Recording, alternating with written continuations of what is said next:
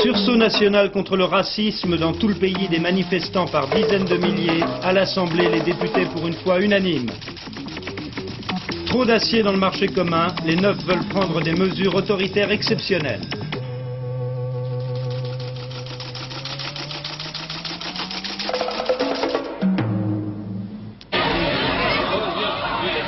Mesdames et messieurs, bonsoir. Des dizaines de milliers de personnes ont pris part cet après-midi à Paris, de la Nation à la République, à la manifestation organisée par le MRAP, le mouvement contre le racisme et pour l'amitié entre les peuples.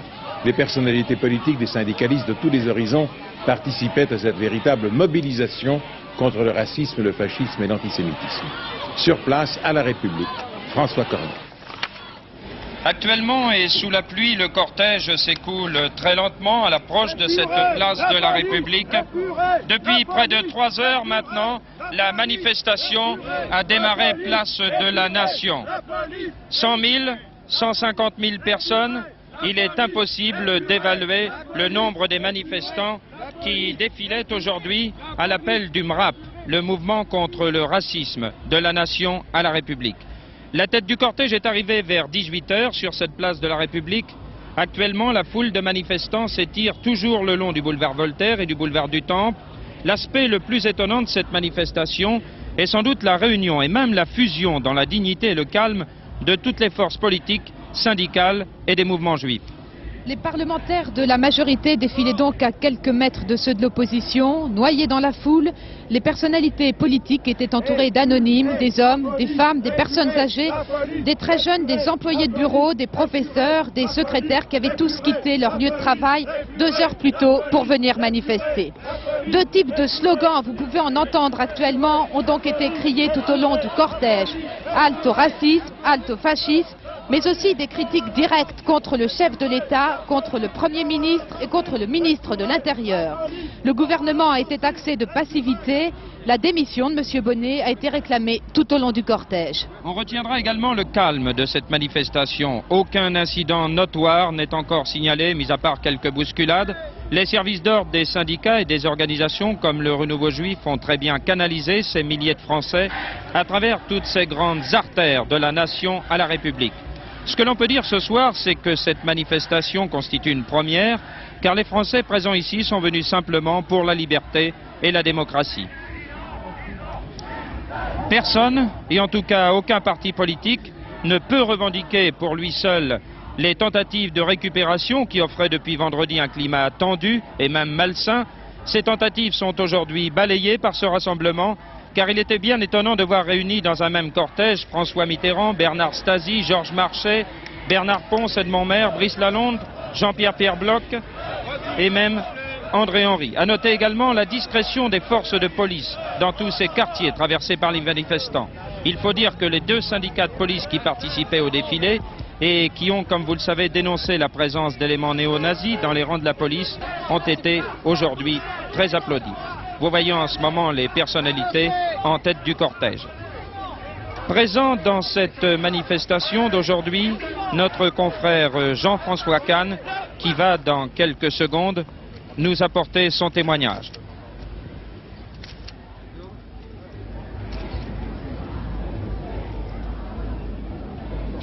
Vous voyez que la manifestation... L'événement auquel nous assistons ce soir est un événement tout à fait extraordinaire. Extraordinaire par l'immensité de la foule qui est descendue spontanément pour dire non au terrorisme, pour dire non au racisme. Il y a quelques années, en 1961, lorsque par exemple l'OAS avait par un attentat défiguré une petite fille qui s'appelait Delphine Renard, il y avait eu 60 000 personnes qui spontanément étaient descendues dans la rue. On avait trouvé ça déjà assez énorme. Aujourd'hui, ce sont des centaines de milliers de personnes qui sans doute sont ici et qui manifestent au coude à coude. Mais cette manifestation est extraordinaire pour une autre raison. C'est que les gens qui sont ici ce soir, qui défilent ensemble, c'est peut-être la première fois qu'ils sont au coude à coude. C'est peut-être la première fois qu'ils se rencontrent. Hier encore, certains d'entre eux polémiquaient durement, échangeaient des injures ou des insultes. Il y a des communistes et des socialistes, c'est déjà pas mal. Mais il y a aussi peut-être, bien que la gauche soit majoritaire, des gens qui votent pour l'UDF ou le RPR. J'ai vu des députés juscardiens ou des députés gaullistes. Mais il y a mieux. Il y a ici ce soir des sionistes et des antisionistes. Il y a des gens qui sont des partisans fanatiques peut-être même d'Israël et d'autres qui sont des partisans presque fanatiques des Palestiniens. Il y a des religieux et des mystiques, il y a des athées et des francs-maçons. Et ces gens qui demain vont recommencer leur polémique, leur débat, vont de nouveau se donner des coups, ces gens-là ont trouvé normal aujourd'hui d'être ensemble parce qu'ils ont vu apparaître, permettez-moi l'expression, la gueule horrible du racisme, la tête immonde du fascisme. Alors ils sont là et je crois que c'est en soi un événement extraordinaire. Des manifestations ont eu lieu également dans diverses villes de province. Elles ont été nombreuses et suivies. Nous ne pourrons évidemment pas vous les donner toutes. Voici celles de Montpellier, Lyon et Strasbourg. Il y a longtemps qu'une telle unanimité ne s'était manifestée en France.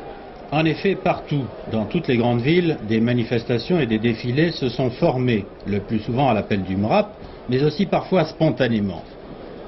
La manifestation la plus marquante a peut-être été celle de Montpellier, où 10 000 personnes ont défilé sans cri, sans slogan, dans un silence impressionnant. Le plus souvent, à Montpellier comme à Lyon, comme à Rouen, les cortèges étaient menés par des leaders juifs, des syndicalistes ou des élus locaux. Aucun incident à signaler à l'heure qu'il est, mais à Marseille, l'émotion a été grande au moment où l'on a découvert devant un bar tenu par un juif une bombe, heureusement désamorcée à temps.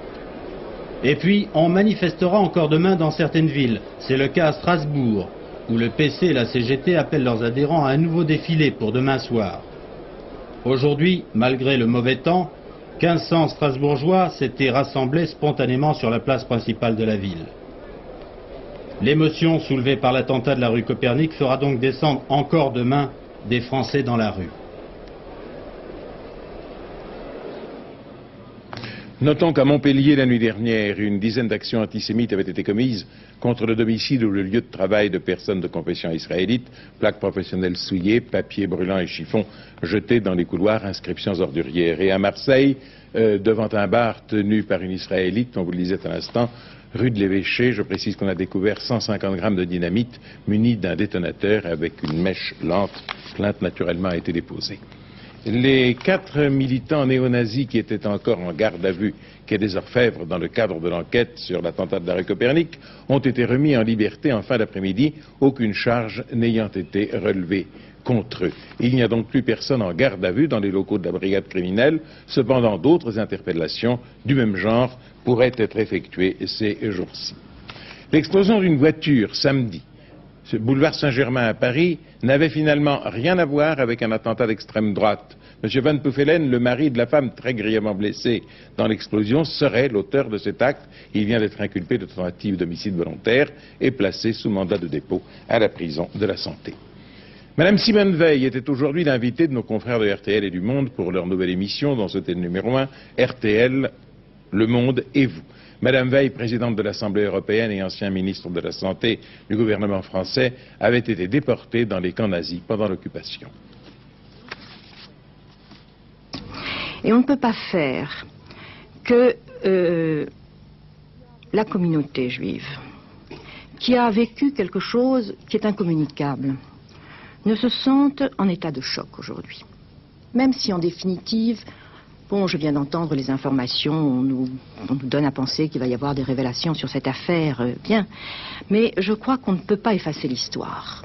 Et que depuis 35 ans, d'une certaine façon, nous avons vécu l'histoire en pensant que il y avait eu des événements très graves qui s'étaient passés, quand je dis des événements, enfin que nous avions vécu un cataclysme affreux, mais que tout pouvait repartir et que nous pouvions vivre normalement. Vous m'avez dit rapidement, lorsqu'on s'est vu pour préparer cette émission, je sais maintenant que les pogroms existent et peuvent exister. Oui, c'est vrai que je pense que à partir du moment où on a le sentiment qu'une fraction de la population peut être attaquée, touchée, parce que physiquement et pas autrement, et non pas seulement par des paroles ou par des graffitis ou par des lettres horribles, car il y a des années que je reçois des lettres épouvantables de temps en temps, mais on pense qu'il suffit d'une ou deux personnes, de 10 personnes en France pour envoyer des lettres. Mais à partir du moment où on pense que ces actes peuvent devenir des violences physiques réelles, aboutissant à la volonté de tuer, eh bien, ça se rapproche effectivement du sentiment qui devait inspirer les pogroms autrefois. Madame Simone Veil, dans une autre partie de l'émission, a regretté la relative discrétion, a-t-elle dit, du gouvernement après l'attentat de la rue Copernic. À l'Assemblée nationale, le président Chaban-Delmas a prononcé une allocution dénonçant le terrorisme et l'antisémitisme, puis les députés unanimes se sont levés pour saluer la mémoire des victimes. Côté couloir, c'était aujourd'hui l'animation des grandes rentrées parlementaires. Tout le monde était là et tout le monde parlait de l'affaire, de fascisme et de racisme. Côté tribune, autour de Madame Chaban-Delmas, il y avait aujourd'hui le grand rabbin Kaplan et Alain de Rothschild.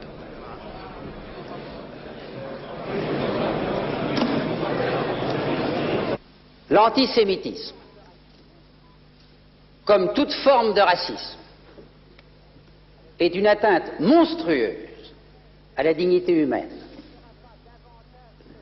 Et il ne sera pas davantage toléré qu'il y a bientôt un demi-siècle, et ceux qui ont vaincu les nazis sont déterminés à en combattre les résurgences.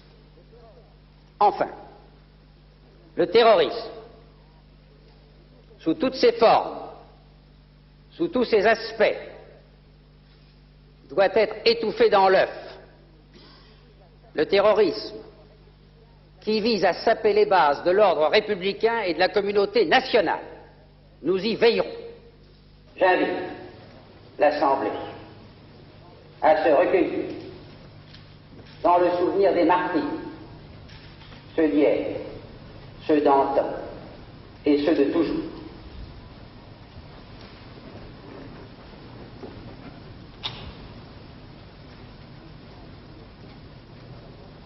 Un silence éloquent, mais qui n'empêchera pas les différents présidents de groupe d'intervenir par le biais des rappels au règlement pour demander une suspension de séance.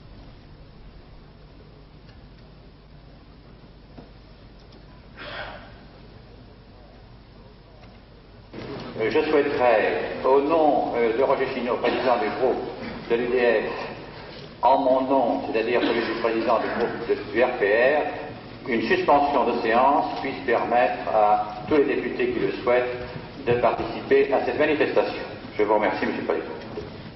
Et j'espère que cette saine réaction ne durera pas qu'une séance de l'Assemblée nationale, que quelques instants, mais que nous nous retrouverons tous de nouveau unis quand demain il s'agira d'exiger du gouvernement qu'il sorte de sa torpeur pour poursuivre les coupables et pour permettre à la justice de se prononcer en toute clarté.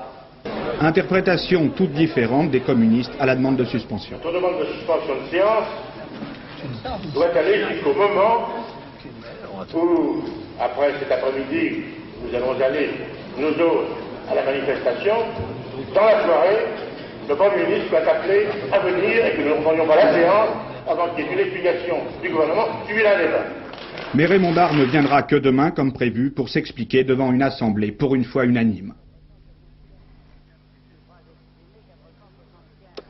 Suffrage exprimé 475. Majorité absolue 238. Pour 475. Après quoi la séance a été suspendue afin de permettre aux députés d'aller participer à la manifestation Nation République. Au Sénat, au Sénat, le président Poher a assuré la communauté juive de France de toute la solidarité des sénateurs, disant, devant le déchaînement de violence et la montée de nouveaux périls, nous devons tous ensemble faire face avec détermination et sans faiblesse. L'entreprise criminelle de déstabilisation vise sans aucun doute les institutions démocratiques. Pour en revenir à l'Assemblée, M. Pierre Joxe, Parti socialiste, a demandé s'il était exact que le commissariat du 16e à Paris avait été informé il y a plusieurs semaines de préparatifs d'un attentat contre la synagogue de la rue Copernic. M. Gantier, député de Paris, réclame l'indemnisation des victimes de dommages matériels de l'attentat. M. Chinot, président du groupe UDF à l'Assemblée, propose de créer une commission d'enquête parlementaire pour déterminer l'évolution du terrorisme dans le monde et les mesures à prendre pour y faire face, dans un grand pays démocratique comme la France. Au Conseil de Paris, après une minute de silence, M. Chirac, maire de la capitale, a dit « La mission la plus éminente de l'État républicain, c'est la défense de la société de liberté, respectueuse de toutes les différences légitimes ». Le préfet de police, M. Sommeil, a lancé un appel à l'esprit civique de la population parisienne pour inviter ceux qui peuvent contribuer à l'enquête à le faire. Et l'on passe une information de dernière seconde. Les enquêteurs pensent qu'il n'est pas impossible que la moto retrouvée déchiquetée rue Copernic après l'attentat ait été amenée par les terroristes. Les policiers tentent d'identifier les propriétaires de l'engin. Noël Copin, quelle conclusion tirez-vous de cette journée après la manifestation et la séance de l'Assemblée? Monsieur, je crois que l'idée principale qu'on peut retenir ce soir est contenue dans le terme même d'unanimité. Et vous avez vu cette unanimité à l'Assemblée nationale, même s'il y a eu des petites querelles de procédure, mais des députés qui décident tous ensemble de suspendre leurs travaux pour descendre dans la rue et se mêler à une manifestation du peuple de Paris, c'est quand même un événement politique assez exceptionnel, comme est exceptionnelle aussi cette manifestation que nous avons pu suivre tout à l'heure, un fait extraordinaire, disait Jean-François Kahn, et même si sous cette unanimité il y a encore bien des divisions politiques, même si les hommes et les femmes qui continuent encore à défiler à l'heure qu'il est ne sont pas tous d'accord sur tous les slogans et toutes les banderoles qui peuvent être le long de ce parcours, ils savent quand même ce qu'ils ont en commun. Nous les retrouverons d'ailleurs à la fin de cette édition. Et puis ce qui m'a frappé aussi, et nos reporters le soulignaient, c'est cette dignité et cette discipline qui transparaissait à travers les images qui nous sont parvenues tout au cours de cet après-midi, qui nous sont parvenues tout à l'heure encore de la province. Depuis vendredi soir, à vrai dire, la principale crainte, c'est la crainte de cette spirale de la violence. Eh bien, je crois qu'on peut dire ce soir que si les organisateurs de toutes ces manifestations à Paris, à travers la France, ont pris certains risques, ils ont su assumer ces risques. Et leur réponse, la réplique à l'attentat de vendredi soir, eh bien, c'est l'expression d'une force immense et qui sait se contenir.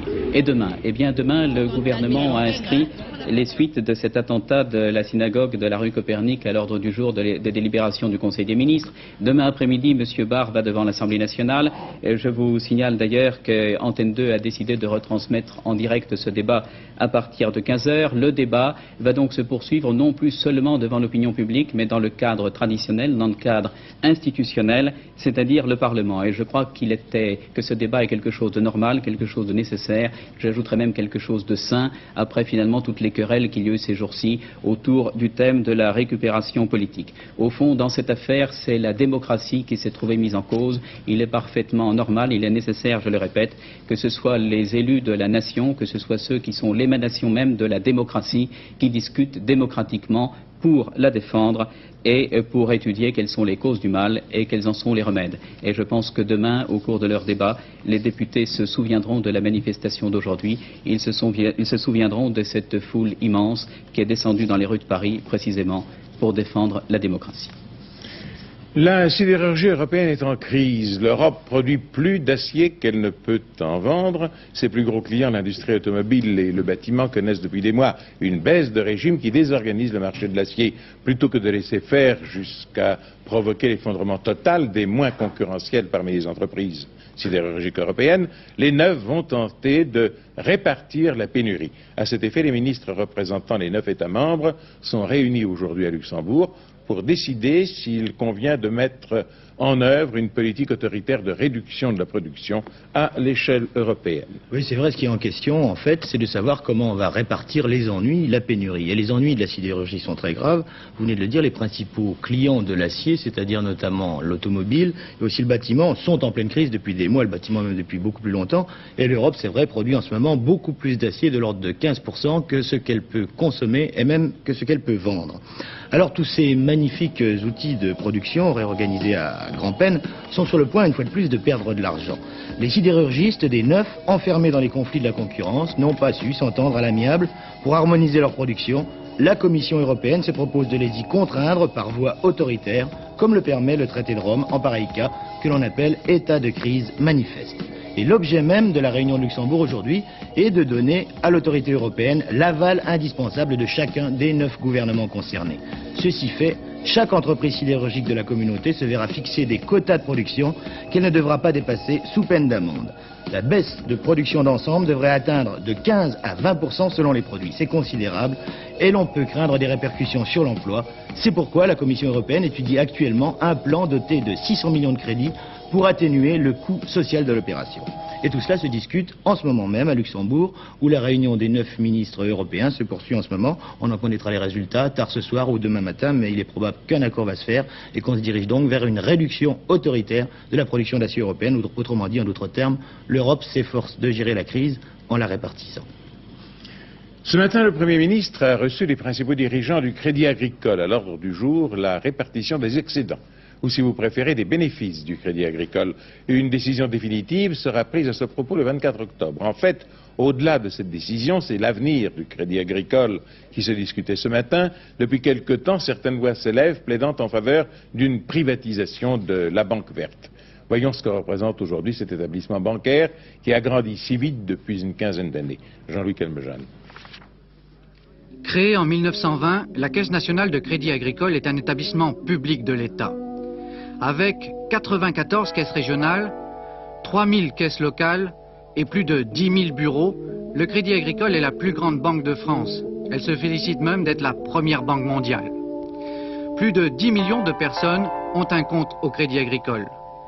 En 1979, la Banque verte a prêté 14 milliards de francs à l'agriculture. Et le double, soit 28 milliards de francs pour financer le logement, ce qui a permis à 300 000 personnes d'acquérir ou d'améliorer leur habitat. 80% de ces prêts étant distribués en milieu rural. Côté ressources, plus de 2 500 000 comptes et plans d'épargne logement ont été ouverts au Crédit Agricole, toujours en 79, soit un tiers du marché français. Mais le Crédit Agricole, c'est aussi une vaste entreprise qui emploie plus de 65 000 salariés. 50 000 administrateurs élus et bénévoles, des agriculteurs pour la plupart, participent activement à la gestion de la banque. Très bientôt, une réforme des statuts du Crédit Agricole va être engagée, statut qui date de 1920. La procédure risque d'être longue, elle sera parlementaire. En effet, tout changement dans l'organisation du Crédit Agricole doit se traduire par une modification du Code rural et des lois de 1920 qui régissent le Crédit Agricole mutuel. Et les employés du Crédit Agricole étaient en grève aujourd'hui pour manifester leur inquiétude quant à leur avenir. Le salon de l'automobile continue à attirer énormément de monde au rond-point de la Défense. Cela prouve que l'automobile intéresse toujours beaucoup les Français, mais leur comportement change. Primo, ils gardent plus longtemps leur voiture. Deuxièmement, ils sont de plus en plus portés vers les petites cylindrées, ce qui est normal. Et troisièmement, ils achètent plus volontiers que jadis des voitures d'occasion. Alain Doueski a enquêté sur ce marché de la voiture d'occasion. Madame, pourquoi achetez-vous une voiture d'occasion ? J'achète une voiture d'occasion, enfin j'espère trouver la voiture d'occasion qui va me convenir, parce que je n'ai plus les moyens de m'acheter une voiture neuve. Neuf maintenant, c'est une bêtise d'acheter neuf. Pourquoi ? Parce que ça se dévalue à une vitesse beaucoup trop grande. Quel genre de véhicule cherchez-vous ? Un véhicule moyen, pour la promenade du dimanche, puis pour aller au travail éventuellement. Et alors ça dans le neuf, pas question ? Non, c'est assez cher et c'est pas dans les moyens. 4 millions de voitures d'occasion sont immatriculées chaque année en France, soit 2 fois plus que de voitures neuves. Où et à qui achète-t-on une voiture d'occasion? La moitié du marché se réalise de particulier à particulier, presse, petites annonces ou bien par relation. L'autre moitié revient aux professionnels, une très petite part pour les garagistes et les marchands qui ne font que de l'occasion. La plus grande part a été conquise par les succursales et filiales des constructeurs. En effet, l'acheteur éventuel d'un véhicule neuf se décide plus volontiers, sachant qu'il a des chances de bien revendre sa voiture. Malgré cela, en 8 mois, les ventes de véhicules neufs ont baissé de 5,7%. Le marché de l'occasion ne progressait lui que de 2%. Il y a donc globalement perte de clientèle. Cela n'inquiète pas trop le responsable d'un organisme de vente de particulier à particulier. À l'heure actuelle, c'est assez calme et c'est une tendance qui remonte à fin juin et qui ne s'est pas démentie depuis fin juillet. Je crois que la raison essentielle tient au fait que les voitures neuves deviennent de plus en plus chères et qu'à l'heure actuelle, pour acheter une voiture neuve, il faut d'abord vendre la voiture que l'on possède d'occasion. Comme on a du mal à acheter une voiture neuve, on a du mal à vendre une voiture d'occasion. On aurait pu penser que le ralentissement de la vente des voitures neuves pouvait faciliter la vente de la voiture d'occasion. Il n'en est rien. À l'heure actuelle, l'évolution est parallèle. Cet optimisme prudent, réservé, affiché chez les vendeurs particuliers se retrouve chez les professionnels. La diminution des ventes de neuf, c'est-à-dire la diminution des futures voitures d'occasion, n'inquiète pas plus. L'écart n'est pas encore suffisant pour qu'il y ait une influence. Il est exact qu'il faut qu'il y ait un juste équilibre, mais l'écart entre les ventes de neuf et d'occasion n'est pas encore suffisant pour que ça ait une influence grave. Les conducteurs conservent-ils leur véhicule plus longtemps qu'autrefois? C'est indiscutable. Pourquoi? Limitation de vitesse, usure moindre, pouvoir d'achat également qui diminue et qui fait prolonger. Donc, et ce sera la deuxième tendance du marché de l'occasion, son vieillissement. La première, rappelons-le, étant sa stabilité. Le stock actuel des véhicules d'occasion est équivalent en nombre à celui de l'année dernière. Par contre, sa valeur a augmenté. Le prix moyen de reprise d'une automobile est de 14 000 francs contre 12 000 francs il y a un an. Dernière constatation, les moyennes cylindrées 1500 à 2 litres se vendent moins bien d'occasion. La clientèle préfère la petite occasion, celle qui boit peu et dont la vignette n'est pas trop chère. À l'autre extrémité de la gamme, les gros cylindrés trouvent encore des admirateurs assez fortunés pour leur faire la cour et les épouser. Conflit Irak-Iran, l'armée irakienne se prépare à lancer une nouvelle offensive généralisée dans la région pétrolière du Khouzistan, en Iran. Un convoi ininterrompu de véhicules blindés est acheminé à cet effet sur le front. Et d'autre part, l'armée irakienne pilonne à l'artillerie lourde la ville pétrolière d'Avaz, toujours contrôlée par l'Iran, et l'état-major iranien affirme que la région de Khorramshahr est sous le contrôle complet de l'armée iranienne, appuyée, vous le voyez, par les gardiens de la révolution islamique et, disent les dépêches, par la population locale. Quant à la Jordanie, elle est pratiquement entrée en guerre aux côtés de l'Irak en fournissant aux troupes de Bagdad un soutien logistique. Cet engagement inquiète sérieusement les États-Unis, qui ont demandé au roi Hussein de Jordanie de ne plus aider l'Irak afin de ne pas provoquer les représailles de l'Iran contre le détroit d'Ormuz qui commande, vous le savez, la route du pétrole. Monsieur Pounset Casal, secrétaire d'État espagnol chargé des relations avec la communauté européenne, a eu de nombreux entretiens aujourd'hui à Paris. Il a déclaré que l'atmosphère entre la France et l'Espagne s'améliorait nettement et il s'est dit très heureux de l'accueil reçu à Paris. La date de l'adhésion de l'Espagne à la communauté, dit-il, n'est pas essentielle. L'objectif prioritaire de Madrid, c'est de continuer à préparer cette adhésion. Après-demain, jeudi à 20h30, vous pourrez voir sur notre chaîne Jaurès, Vie et mort d'un socialiste. C'est un très beau film, réalisé pour Antenne 2 par Ange Casta. L'existence exemplaire de Jean Jaurès qui est évoquée avec une grande rigueur historique. C'est le comédien Bernard Fresson qui a pris les traits de ce grand défenseur de la paix que fut Jaurès. La ressemblance, on peut dire l'identification est frappante. Vous allez vous en rendre compte dans le court extrait que voici en avant-première. Vienne a rejeté la note serbe. Les relations diplomatiques sont rompues entre l'Autriche et la Serbie. Vous avez de quoi écrire? Tenez. Il faut envoyer cette dépêche d'urgence. Elle est adressée à Camille Huysmans, secrétaire du bureau de l'Internationale socialiste de Bruxelles. Il faut que je fasse un papier pour l'humanité de demain matin.